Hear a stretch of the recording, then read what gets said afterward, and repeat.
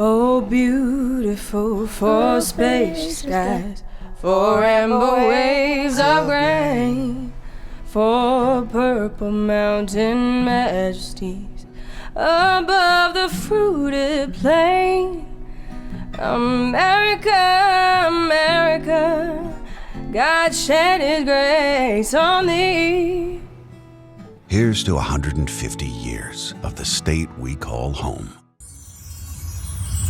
Hey, crew, I've got your forecast as we move from Tuesday into Wednesday with a weather system set to move across Colorado that is going to bring some changes our way. We've had high clouds overhead. We knew that that was going to be the case through the day today. It certainly has been, and we'll keep some of those going overnight. See the ridge of high pressure over the western U.S.? That is going to break down here for the middle part of the week. Some of the moisture that you see up across the Pacific Northwest is eventually going to get to at least our mountains of Colorado and maybe parts of the plains. Didn't have, the clouds low enough or thick enough this morning to produce moisture, but it sure made for a pretty sunrise. I don't think it was that Michael Bennett that sent in this picture, but thanks to the Michael Bennett that did. And you can see through the overnight here, we'll keep some mountain wave clouds around, maybe thin them out a little bit into early Tuesday and then bring them back. I mean, the pattern says that we'll still have some from time to time, so I'm not going to take them out of the forecast. And until we start to get toward Tuesday evening, will be dry across most of Colorado.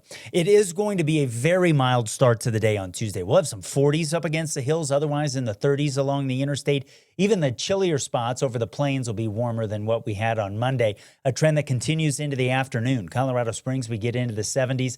I think we'll have some 80s, at least in the southeastern corner of the state. And depending on the wind, what time it can start, maybe some other areas as well. Because, yeah, we are going to get some. And we start to see it overnight into early Tuesday morning west of Denver. Fairplay, Breckenridge, Boulder, some of the eastern foothills could get some gusts between 60 and 80 miles per hour as we head into Tuesday.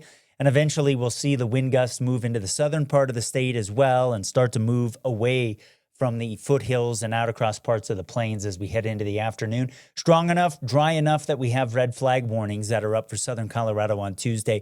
Talking gusts over 25 miles per hour, humidity levels below 15%. So just keep that in mind there. And we do have a high wind warning that is in effect to the west of Denver. That goes into effect overnight and lasts until 6 o'clock on Tuesday. We're not going to get rid of the wind on Wednesday either. Wind on Wednesday is kind of hard to say, but we have a fire weather watch that's up for a lot of the same areas that deal with it on Tuesday. What's interesting about Wednesday is that the wind for some of us locally, at least along the interstate, will end up a little bit stronger than we'll have on Tuesday. And the humidity might be a little bit higher. So we're kind of splitting hairs here. It's still a high fire danger day. Just know that. And you can see that here as we move from the morning into the afternoon, how the wind spreads across the region. That comes with a cold front. Now, ahead of it, early on Wednesday, we're still going to be really, really mild. In fact, we'll have areas in the 40s again, maybe even flirting with 50 in some cases. We'll be in the 30s across the far eastern plains. So that just gives you an idea of how mild we'll be. Temperatures come down a little bit with the cold front, but it's not a super cold system. So even as we get into Thursday, I mean, we've only dropped maybe 10 degrees for a lot of areas. Now, here's one thing that I do want to kind of make you aware of, even though I'm taping this on Monday evening. And as we move into Wednesday night, we may have a chance of some showers east of the mountains. It's not a guarantee, but I'm working on it. I'm leaving it in the forecast for now. I know the central and northern ski resorts are going to get snow. No doubt about that.